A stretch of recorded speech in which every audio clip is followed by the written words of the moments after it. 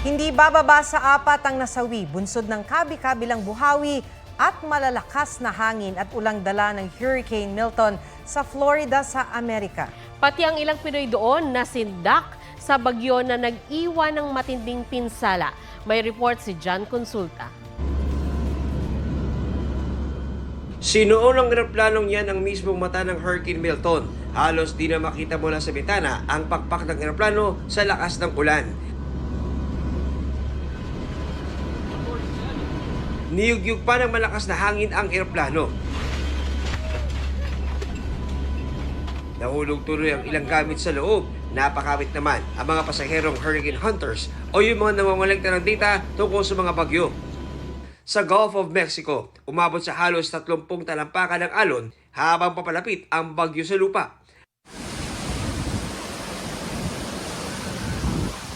Paglandfall ng bagyo, tila dilubyo ang hatid sa Florida. Halos mabali ang mga puno. Isang bahay sa Tampa, Florida ang nabagsakan ng puno.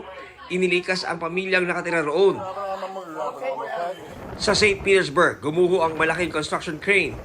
Natuklap din ang bahagi ng bubong ng isang stadium. Binaha ang maraming lugar. Pinasok din ng baha ang isang restaurant. Sa Clewiston, nakuhaan pa ang tila namumuong buhawi.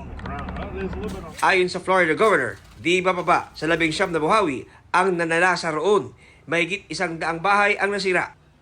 Grabe po dito ang hangin, napakalakas at saka ang ulan. Mga coastline ng malapit sa dagat ng bumaha. Nilagyan po ng mga shutters yung mga windows ng mga bahay para po hindi makabasag yung mga window. Ito po yung first time na monster na malaki talaga. Ina-alert po nila kami from time to time na tornado warning, yung evacuation. Matapos dumaan ang bagyo, tumambad ang matinding pinsala. Ang mga sheriff car na yan, nabagsakan ng bubong. Sa ulat ng Agence France Presse, di bababa sa 4 ang napaulat na nasawi. Mahigit 3 milyong bahay at gusali ang nawala ng kuryente. Tinawag na third fastest intensifying storm on record sa Atlantic Ocean ang Hurricane Milton dahil naging Category 5 ito sa loob ng 24 oras. Nagbagad ng loob namang tumulong sa mga nasalanta ang global superstar na si Taylor Swift na nag-donate daw ng $5 milyon sa isang non-profit organization. Isang star-studded benefit concert din ang inorganisa.